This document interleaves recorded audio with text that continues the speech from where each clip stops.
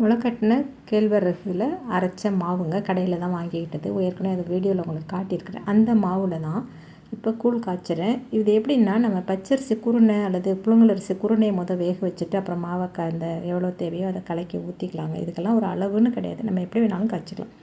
இல்லை குருணையெல்லாம் இல்லை, அரிசி வேக போட டைம் இல்லை அப்படின்னா, நீங்கள் சோறு வச்சுருப்பீங்களா வீட்டில் சாப்பாடு, அதில் ஒரு கை அளவு எடுத்து போட்டுக்கலாம். இல்லைனா பழைய சோறு இருந்துச்சுன்னா அந்த கூட ரொம்ப பெஸ்ட்டாக இருக்குங்க. அந்த பழைய சோறுக்கு ஒரு நல்ல குவாலிட்டி இருக்குது பார்த்திங்களா, அதில் நல்ல நுண்ணுயிர்கள் நிறைய இருக்கும்.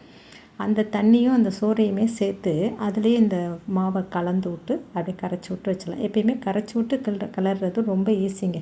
நம்ம அப்படி கைவிடாமல் அப்படி கிளறிக்கிட்டே நீங்கள் ஊற்றிக்கிட்டும் கிண்டலாம். பட் ரொம்ப தெரியாதவங்க அப்படியே கலந்து விட்டே காய்ச்சிடலாம். இந்த வச்சுட்டு இதுக்கு கத்திரிக்காய் காரக்குழம்பு தாங்க. இது கொஞ்சம் ஸ்பைஸியாக இருக்கும். ஏன்னா கூழ் ரொம்ப சப்புன்னு தானே இருக்கும். அப்போ இதை ஸ்பூனில் எடுத்து இப்படி கலந்து சாப்பிட்லாங்க. அல்லது வெறும் களியை மட்டும் நம்ம இப்படி எடுத்துக்கிட்டு அது மேலே குழம்பு காய் எல்லாம் எடுத்து வச்சு கையாலையும் சாப்பிட்லாம். நான் இப்போ உங்களுக்கு சாம்பிளுக்கு தான் கொஞ்சமாக எடுத்து காமிச்சிருக்கேன். ரொம்ப டேஸ்ட்டாக இருக்குங்க. இல்லை வெறும் மாவு தான் நீங்கள் காய்ச்ச போகிறீங்கன்னா நல்லா கலந்து கரைச்சி விட்டு கொஞ்சம் புளிக்க வச்சுட்டு அப்புறமா நீங்கள் கிளறுங்க. கூழ் கிண்டுறது நல்லது. நான் களியாக ரொம்ப கிண்ட மாட்டேங்க. ஏன்னா இதில் கூழாக இருந்தால் கொஞ்சம் நீர் சத்து சேர்ந்துக்கும் அப்படிங்கிறதுக்காக இப்படி தான் செஞ்சு சாப்பிட்றேன். இந்த வீடியோ பிடிச்சிருந்தா சப்ஸ்கிரைப் பண்ணுங்கள், லைக்